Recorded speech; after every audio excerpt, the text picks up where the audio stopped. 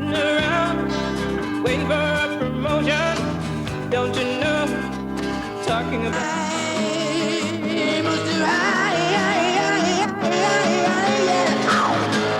immigrants and faggots, they make no sense to me. They come to our country and think they'll do as they please. Okay, welcome to the Rainbow Coalition on the Air. This is our first program of the Harbor Long Beach Rainbow Coalition. My name is Marshal Blesofsky, and I'm your host tonight. I'm a former Public Safety Advisory Commissioner in the City of Long Beach, and I'm also the Media Director of the Harbor Long Beach Rainbow Coalition. Tonight we're doing a program about hate groups in our society. Let me just say a couple of things about the Rainbow Coalition. We started in November of '88, right after the election, and with the Jesse Jackson campaign.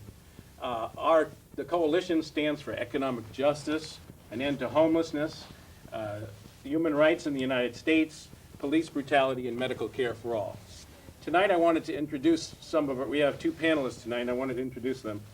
Mike Nadell is a member and director of People Against Racist Terror, which is a group, an anti-Klan group that is mostly in the San Fernando Valley, but is all over Southern California. And also we have Albert Garcia. Albert Garcia is a member of a group called All Systems Gone, and he's also a member of the Music Workers Union. I'd just like to start it off with you, Mike. Tell us something about People Against Racist Terror. Well, People Against Racist Terror, or PART as we call it, our slogan is Be Part of the Solution, is an anti-racist action and education group. As you said, we are based primarily in the San Fernando Valley, but we have participated in a coalition here in Long Beach called Together Empowered Against Crimes of Hatred, TEACH, which is a group that has been trying to work in this community to bring together different organizations and different groups that have been affected by hate crimes, by racist attacks, by gay bashing, by neo-Nazi vandalism. And we're concerned about this problem. We see it growing in Southern California as well as nationally. And we're hoping to help put a stop to the problem through education, speaking in schools, and through working together with different communities that are concerned about the issue. Oh, that's good.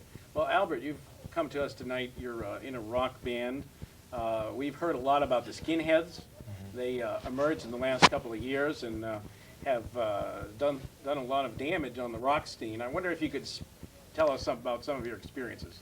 Well, they have just, recently gained a lot of recognition in the past couple of years, but they've always been there, And the Nazism thing just all of a sudden just became a big trend or something, But Tom Metzger has just been passing off his war skin literature onto them, and they've just blindly been following. And it's really hard to go to concerts now. If you do go, you have to find a place to be safe because they're just up there just beating up anybody. And the bouncers at places like Fender's and other clubs, they don't do anything about it, and a lot of times they'll antagonize it just to have it go on even more.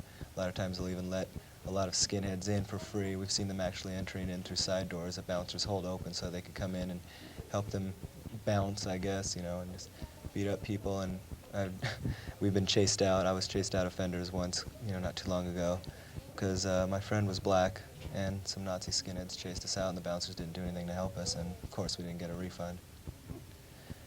And just the violence that, it's just a terrible thing to have to, you pay your money to go see some bands, and you've got people just beating the hell out of each other all over the place. Well, Mike, are you experienced with this area?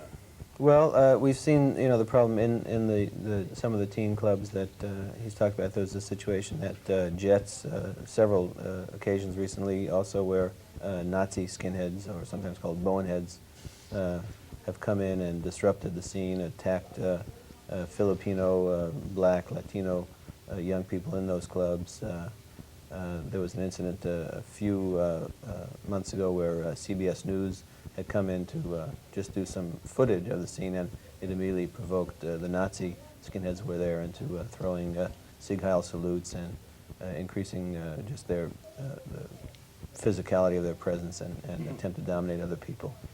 But we think this is not a problem that's only restricted to skinheads by any means. We think that even among skinheads, the Nazis are a minority. The racists, there are many anti-racist skinheads that we've worked with in groups called Anti-Racist Action, which is a national coalition that includes skinheads. There's a couple of local groups that call themselves SHARP, which is Skinheads Against Racial Prejudice. So we think that the problem of racism is not one that people can just point the finger at the skinheads and say that's the whole problem right there, because we've had a history here in Long Beach several years back in the early 80s where there was open Ku Klux Klan organizing right out on Pacific Coast Highway and 7th Street. The Klan was out in their robes passing out white power leaflets, and that was a period also when there were a number of cross burnings and neo-Nazi vandalism in this area. And we've seen a pattern over the years where unless these groups are challenged and unless people educate themselves about the threat, that they begin to grow. And when people do respond and come out to oppose this kind of manifestation of racism, then the threat subsides again until people become complacent. So we think it's very important for the community to, in a more systematic way, develop a more affirmative strategy and a more affirmative action to eradicate racism, to educate each other about the various communities that do exist within Long Beach, so that people in the black community and the Hispanic community, Arab community can begin to learn about their different cultural backgrounds and needs, and can respond to the situation if there's gay bashing, or can respond to the situation if there's an attack on the Jewish community or in a synagogue, that everyone will be concerned about the problem. And then also can begin to educate the young people of all the communities for the need for racial harmony and solidarity and for justice in the society. Mm-hmm. So your group is primarily concerned with those kind of issues, trying to get people to work together. Yes, as I say, we participate in the coalition here in Long Beach, which is called TEACH, which is specifically focusing on that kind of two-pronged strategy of building some unity among the different communities that are being attacked by these groups, and then also trying to reach out to young people who might be attracted to such groups to educate them about what they're really about, who these neo-Nazi organizers are, and why they are so dangerous. Uh-huh. Well, one of the things that just initially when we started the program, we heard a part of the Guns N' Roses tape, which was quite derogatory toward immigrants, toward gay people, and also in general. I was wondering, Albert, what would attract people to those to this kind of philosophy, would you say? I guess just it seems to be a trend or something. I'd like to know, who Axl Rose thinks the immigrants are. In the first place, the Indians were here, and I don't think any white person has the right to call anybody else an immigrant in this country. But as for people following him, I think the MTV, the media hype of the band Guns N' Roses, helps him sell records more than anything. And people just, look to them as idols. And there's also other bands that aren't rock and roll bands, punk bands, or they call themselves punk bands from England, like Screwdriver, members of the British National Front, and Cro-Mags, who just recently played a show at Fender's, and they're from New York, and they've given thanks to the singer from Screwdriver on their album, and yet they denied having any ties with any racially motivated skinheads or anything like that. Well, that's really terrible, to have these things going on. So your group, do you specifically, in the numbers that you do you aim toward a more racially harmonic type approach, or how does your group personally, what was the name of the group again? All Systems Gone. All Systems Go. How do you aim your well, we've got songs about apartheid, dealing with apartheid, taken from a poem written by a person from South Africa, and it's called Apartheid Must Die. We have a song about the Indians, which was written right after the Big Mountain relocation, because apartheid does not only take place in South Africa, it is happening in America still. The Big Mountain relocation has been going on for a few years now. And we've got a song dealing with that, and also individuality. Hopefully people won't follow blindly, follow people who are just handing out war skin leaflets left and right, just say, oh, this sounds cool, let's go off and do this, let's go bash a gay, or let's go beat up a black person. hopefully they'll start to think for themselves. Michael, I was wondering if you could just briefly tell us what some of the groups are that are out there, just so that we'll know if we meet up with them, or if our children, for instance, are confronted. I have a son who's 13 and he listens to Guns N' Roses. In fact, I would have never known about Guns N' Roses except, I have to hear it all the time. But, and actually, I don't think musically, I don't think they're that bad of a group. I think that they do have some positive attributes, but these, this particular cut is just terrible. Well, tell us about some of these other groups. Well, I think that one of the things you see is that there's kind of a multi-level phenomenon where there are some concerted, organized neo-Nazis who are, in a sense, trying to infiltrate the youth scene, the music scene, by attracting people who might have more of a reputation and by playing on negative attitudes. Among the groups that are organizing very actively in Southern California, probably the most notorious is WAR, which is the White Aryan Resistance, White Aryan Resistance Youth, and the War Skins, which are affiliated with them.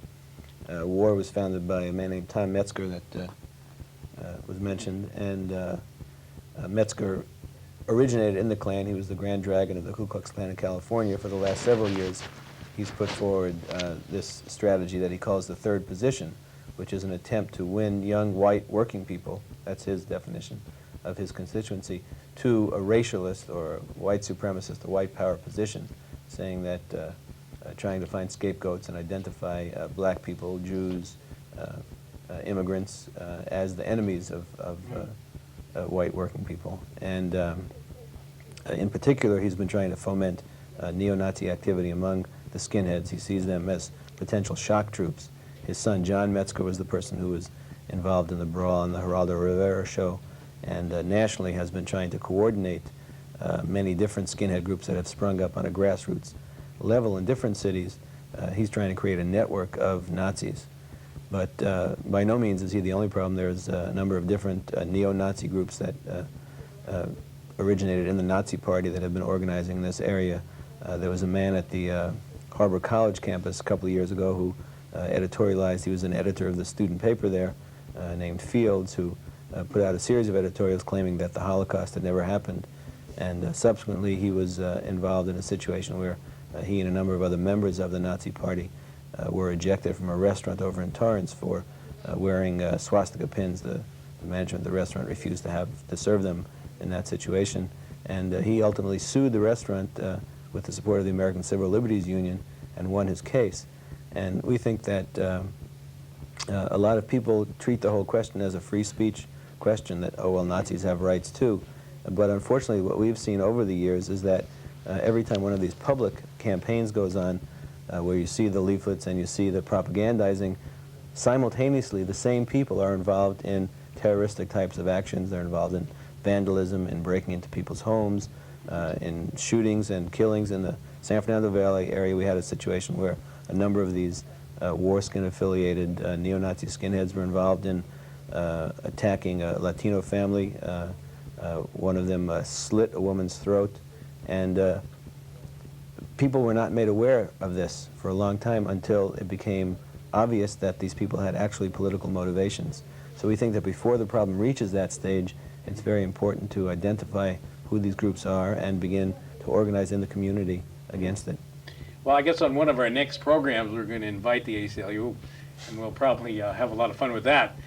We have a studio audience tonight, and I was wondering if we could, if anybody from the studio audience would like to say a few words. We have a little time during this program. Yes. I think somebody's coming to the mic. Hello. Hello. My name is Ron. I have a question for Michael and Albert. Albert, in the music scene, are there any particular groups, the young people, like your music workers union, what are they doing? What kind of stuff do you what's up out there? Mainly setting up alternative shows, rock against fascist shows, rock against racism shows, trying to get these set up through cooperative, just other, bands and stuff, people that'll cooperate for a low price instead of shows like Fender's charging way too much, and they don't give a damn who comes inside the doors. They don't care who gets beat up, you know, as long as Mr. John Fenders can walk away with a fat buck. And you guys put out literature then about Oh yes, these issues. literature, flyers, a lot of flyering in record stores and stuff, so that the kids who are going to these shows, you know, they will see there's an alternative and something will be done if everybody can get together. And Michael, you guys are putting out flyers. You go to gigs a lot too, and stuff. Yes, PART puts out a newsletter called Turning the Tide, which is an effort to turn what we see as a rising tide of racism through education and through action. We distribute that around the Los Angeles area and around the country to a certain extent. We've also been involved with speaking engagements at different colleges, universities, as well as high schools in the area. There was recently I spoke out at a continuation high school. Between the time I was invited to come and the time I came, there was some Nazi leaflets actually circulated around the campus by someone who had no idea that there was going to be an anti-racist presentation, but it provoked a lot of discussion among the students because they became aware that that was a problem right there within, among their classmates. Do you see a problem sometimes with police departments with collaborative type of problems with decline or ignoring the problem or anything? A lot of places like Long Beach. Yeah, was that directed to me? Yeah, Mike. Oh, yeah, I think that you know, historically in many different cities that the problem is either ignored or sometimes exacerbated by the way it's handled by law enforcement. There was a situation in Glendale where I'm a little more aware of what is happening, where a number of different minority police are now suing the department because of racist treatment within the department, and where members of the police department were using outlines of African Americans as for target practice. So I think that you know, it's a situation that's not restricted to people in sheets and robes, but I think that there are other people, for example, the situation here in Long Beach where a former police officer, Don Jackson, was involved in a sting operation. I think recognizes the fact that many different kinds of people may have been in the police at one time or another. One of the things is Long Beach just started the Human Rights Commission as sort of in its, as a bone that was thrown to the community, and hopefully they'll be taking up some of this issue. I invited to one of our teach meetings, I invited one of the police chief, one of the assistant police chiefs, and they never responded at all. So we do want participation of police departments in our efforts. Yes, I think we have somebody else who'd like to say a few words. I'm a member of the Harbor Long Beach Rainbow Coalition, and I want to direct a question to Mike. Okay, I had read that David Duke and Tom Mecklenzer had large amount of money funding their campaign. I want to know how any panelists can tell me where this money is coming from. Well, I think that a number of racists have been quite effective at using the electoral system to advance their strategies for a fascistic and racist alternative. Tom Metzger ran for Congress several years ago down in San Diego, the largest congressional district in the country, and won the Democratic Party nomination. Much more recently, David Duke ran for the state legislature in Louisiana after previously running for president of the United States, both in Democratic Party primaries and then as the populist candidate.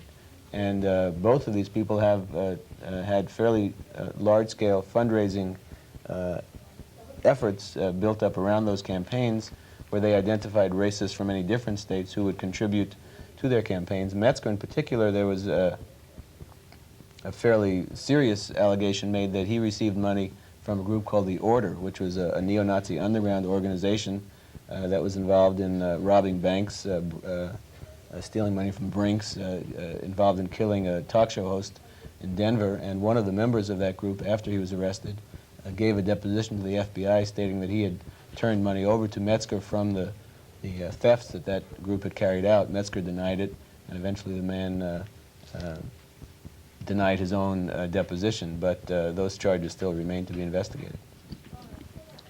Well, I don't know. I was wondering if there's any listings that exist of donors to these Nazi groups, or whether these donations, I don't know. I hate to make, I had heard that the Coors of the Coors beer empire was somehow connected financially to some of these campaigns and some of these politicians, and God knows who else. In I think in my recollection of history is that in Germany the Nazis were funded by some of the biggest industrialists to save their empire. But let's see, we have another question, so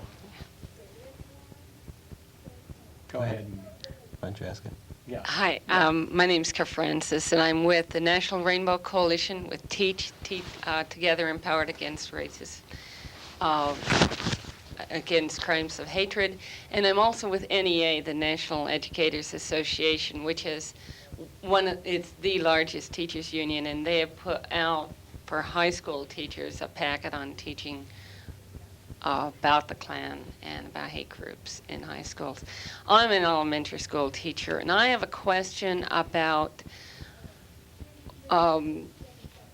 what efforts are made through the schools and can be made through the schools. I know that I work with LAUSD Los Angeles, and there's a few very small programs, it seems to me. I work in Watts. But I just want to know what we can do as teachers and what is being done about teaching and teaching teachers and just getting youth and children more harmonious, and what efforts that you might know about that. Yeah, well, I think I might throw the question to you, because I think that really the most important way to reach young people is for other young people to reach them. I mean, I think there's a role that teachers can and should play, but primarily I think it has to be young people creating a counter trend to what you were talking about. In elementary ages, the racism isn't from the kids themselves, it's obviously from their parents. Because when I was in elementary school, there was no racism. Nobody cared that I was, a Mexican Indian.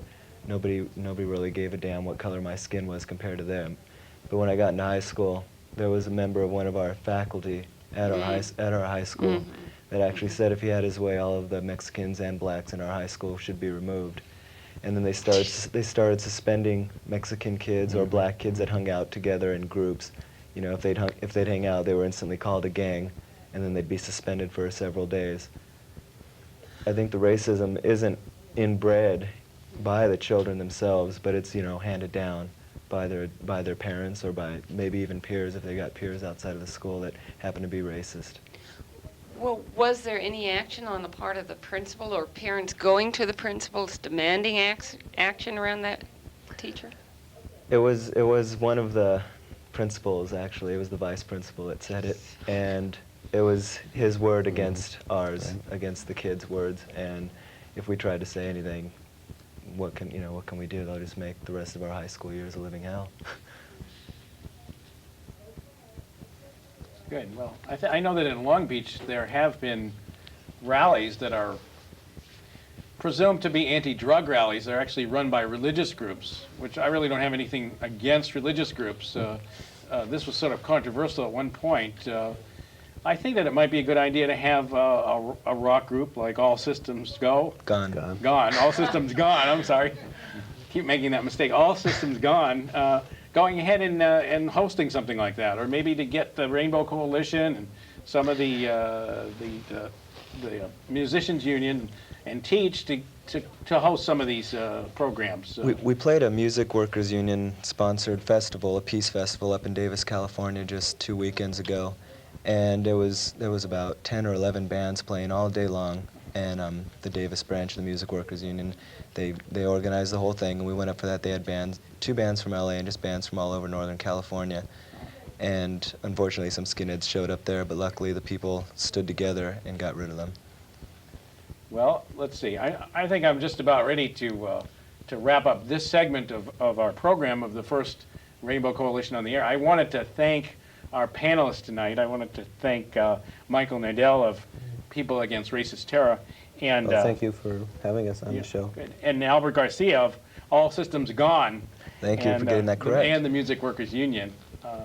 The Rainbow Coalition realizes that there is a fight for the streets, and there's a fight for culture, there's a fight for people's minds that are going on right now. and that we have to get out there, we have to get out there and fight to get our place in the sun. We can't let the skinheads, the Nazis, and whatever other groups push us around and bully us. So this is the reason we're having this program, and we plan to have more programs just like this in the future. I want to thank everyone, my studio audience, for coming, and good night, everyone.